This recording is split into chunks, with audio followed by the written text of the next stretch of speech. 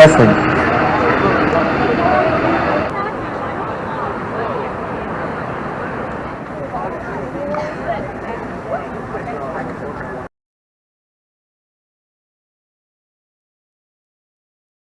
If you care about climate change, China currently emits more greenhouse gases than any other countries in the world.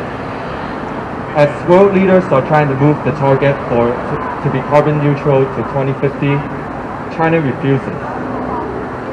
China has been actively destroying the environment of the occupied lands of Tibet. Tibet's glaciers provide fresh water for 1/3 of the world's population.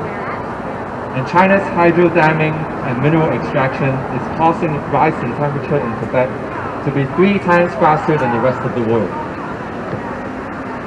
8 billion tons of ice in Tibet is lost every year.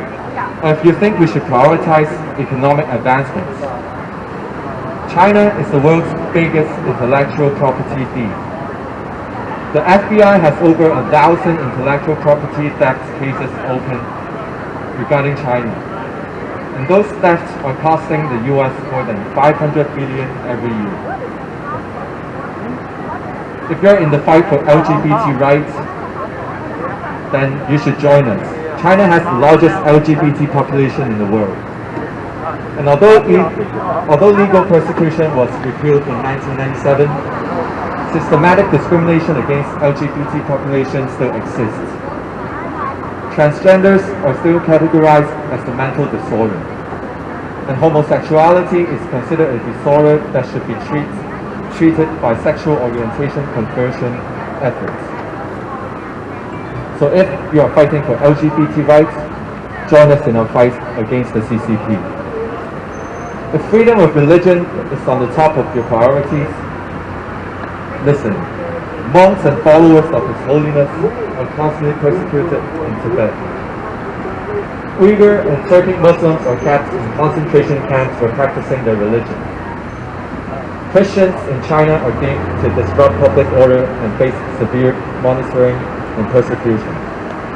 And under Xi Jinping's policy of sinicization, the CCP is conforming religions to its political goals.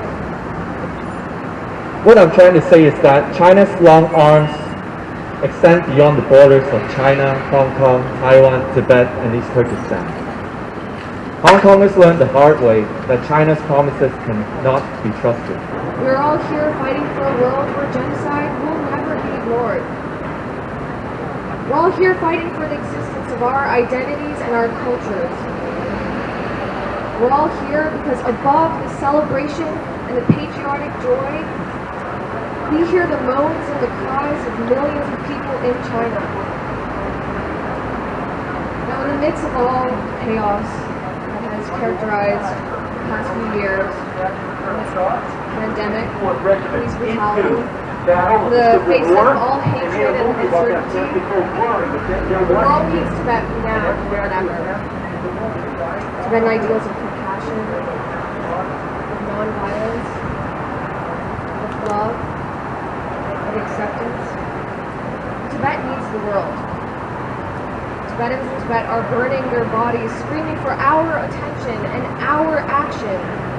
So as hard as the CCP works to eradicate our identities and carry out genocide and foster an environment where people are pushed to self-immolate as a form of protest and resistance, we must work harder in our fight for human rights, freedom, and justice. Thank you all.